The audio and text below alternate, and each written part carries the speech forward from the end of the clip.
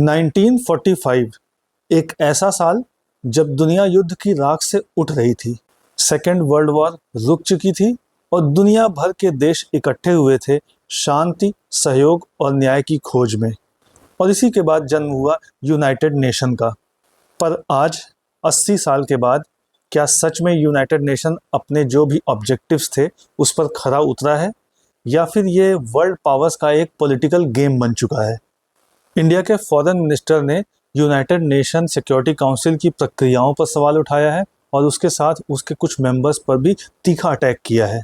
उन्होंने कहा कि पाकिस्तान जैसे कंट्रीज और उनके सपोर्टर कंट्रीज की वजह से आतंकवाद यानी टेररिज्म को रोकने वाली संस्थाएं ही ग्रिड लॉक्ड हो चुकी हैं। उन्होंने आगे कहा कि जब सिक्योरिटी काउंसिल का एक मेंबर उस संगठन की रक्षा करता है जिसने पहलगाम जैसे टेरर अटैक की जिम्मेदारी ली है, तब बहुपक्षवाद की विश्वसनीयता पर क्या असर पड़ता है। उनका सीधा इशारा पाकिस्तान की तरफ था इस स्टेटमेंट से।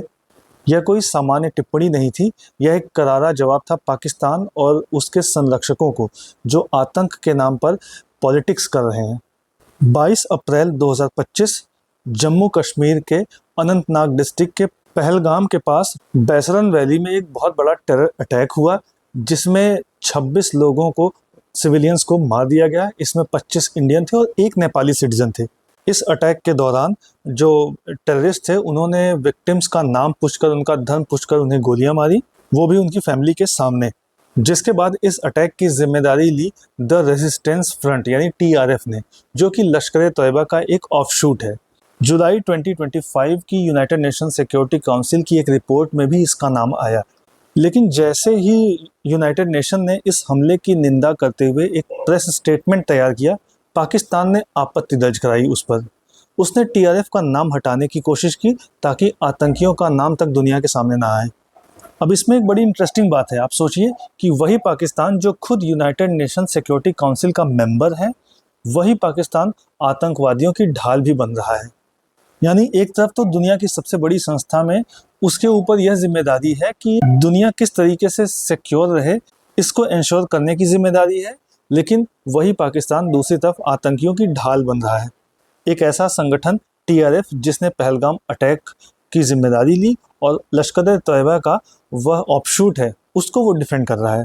इंडिया के फॉरेन मिनिस्टर ने कहा कि जब स्वघोषित आतंकियों को सैंक्शन प्रक्रिया से बचाया जाता है तो यह उन लोगों की नीयत पर सवाल उठाता है जो खुद को वैश्विक शांति का प्रहरी कहते हैं। यानी उनका इशारा सीधे सीधे पाकिस्तान की तरफ था। उनके निशाने पर सिर्फ पाकिस्तान ही नहीं था, बल्कि वे देश भी थे जो यूनाइटेड नेशन सिक्योरिटी काउंसिल में बार बार अपने वीटो पावर का यूज़ करके पाकिस्तानी आतंकियों को बचाते रहते हैं। आपको याद होगा कि चाइना ने कई बार वीटो किया है, चाहे वो मसूद अजहर का केस रहा हो या फिर सैयद सलाउद्दीन का। जब भी सिक्योरिटी काउंसिल में मसूद अजहर या फिर सैयद सलाउद्दीन को ग्लोबल टेररिस्ट के तौर पर घोषित करने की बात हुई है, तब चाइना ने उस पर वीटो किया है। हर बार जब इंडिया ने किसी आतंकवादी को वैश्विक सूची में डालने का प्रयास किया, चाइना ने टेक्निकल होल्ड लगाकर उस प्रोसेस को रोक दिया। इसका नतीजा क्या हुआ? नतीजा यह हुआ कि आतंकवाद यानी टेररिज्म को रोकने की बजाय उसकी राजनीति होने लगी। डॉक्टर एस जयशंकर ने अपने स्टेटमेंट में कहा कि यूनाइटेड नेशन की बहसें अब अत्यधिक ध्रुवीकृत हो चुकी हैं। सुधार की हर कोशिश सुधार प्रक्रिया के नाम पर ही रोकी जा रही है।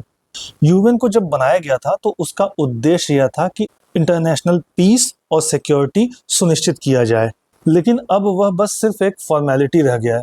यहाँ पर यूनाइटेड नेशन सिक्योरिटी काउंसिल के जो परमानेंट मेंबर्स हैं, उनके हर डिसीजन के पीछे उनके खुद के जो पॉलिटिकल बेनिफिट्स होते हैं वो होते हैं, और इसके साथ जो डेवलपिंग नेशंस हैं उनकी आवाज़ को यहाँ पर दबा दिया जाता है। डॉक्टर एस जयशंकर ने सिर्फ इसी पर नहीं बल्कि इसके अलावा जो सस्टेनेबल डेवलपमेंट गोल्स 2030 का जो एजेंडा है उसको लेकर जो हमारी स्पीड है उसको पूरा करने की, उस पर भी चिंता जताई है। आपको पता ही होगा कि टोटल 17 सस्टेनेबल डेवलपमेंट गोल्स हैं, उसके अंदर अलग अलग टारगेट्स हैं। टोटल टारगेट्स 169 है। ये 17 सस्टेनेबल डेवलपमेंट गोल्स जो हैं वो है, पहला है नो पॉवर्टी, दूसरा है ज़ीरो हंगर, तीसरा good health and well being, चौथा है क्वालिटी एजुकेशन, पांचवा है जेंडर इक्वलिटी, छठवां है क्लीन वाटर एंड सैनिटेशन, सातवां है अफोर्डेबल एंड क्लीन एनर्जी, आठवां है decent work and economic growth, नौवां है इंडस्ट्री इनोवेशन एंड इंफ्रास्ट्रक्चर, दसवां है रिड्यूस्ड इन इक्वलिटीज़, ग्यारहवां है सस्टेनेबल सिटीज़ एंड कम्युनिटीज़, बारहवां है रिस्पॉन्सिबल कंजम्पशन एंड प्रोडक्शन, तेरहवां है क्लाइमेट एक्शन, चौदहवां है लाइफ बिलो वाटर, पंद्रहवां है लाइफ ऑन लैंड, सोलहवां है piece justice and strong institutions, और आखिरी है 17वां पार्टनरशिप्स फॉर द गोल्स। तो ये टोटल 17 गोल्स हैं जिनको पाने के लिए जो स्पीड होनी चाहिए वो स्पीड नहीं है। एस जयशंकर ने कहा कि ग्लोबल साउथ देशों के लिए आर्थिक विकास, व्यापार और सामाजिक प्रगति अब खतरे में है। उन्होंने कहा कि अगर शांति और सुरक्षा अब सिर्फ औपचारिकता रह गई है तो विकास की स्थिति और भी गंभीर है। इसके बाद उन्होंने कहा कि इंडिया जो यूनाइटेड नेशन के जो भी प्रिंसिपल्स हैं और मल्टीलैटरलिज्म है उनका समर्थन जारी रखेगा, क्योंकि इंडिया मानता है कि परिवर्तन अंदर से ही लाना होगा।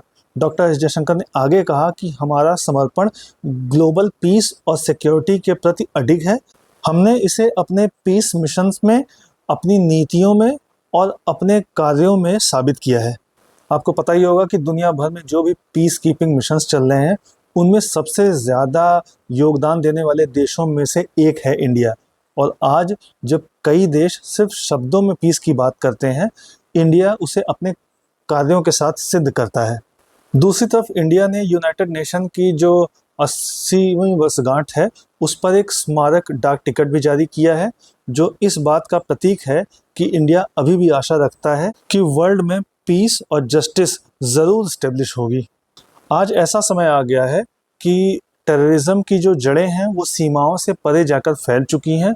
ऐसे में इंडिया के foreign minister doctor S Jaishankar की तरफ से ये जो बातें कही गई हैं ये सिर्फ एक स्टेटमेंट नहीं है, बल्कि पूरी दुनिया के लिए एक वार्निंग है। भले ही यूनाइटेड नेशन खामियों से भरा हुआ है, पर हमें इसे छोड़ना नहीं है, बल्कि इसे और बेहतर बनाना है।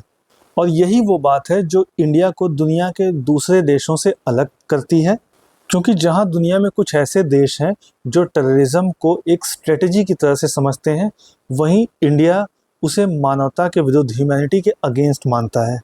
तो इस तरीके से इंडिया ने, चाहे वो पाकिस्तान हो या फिर पाकिस्तान स्पॉन्सर्ड जो भी टेररिस्ट्स हैं, उनको सपोर्ट करने वाला कोई भी देश यूएन का हो, इंडिया के फॉरेन मिनिस्टर ने उन सभी को निशाना बनाया। इसके साथ ही यूनाइटेड नेशन में स्ट्रक्चरल रिफॉर्म को लेकर भी उन्होंने बात की। उसके साथ जो अभी यूनाइटेड नेशन का जो कार्य प्रणाली है उसको किस तरीके से मिसयूज़ किया जा रहा है उस पर भी उन्होंने बात की, और ग्लोबल साउथ किस तरीके से इस पूरी प्रक्रिया में किनारे लगाया जाता है उस पर भी उन्होंने बात की।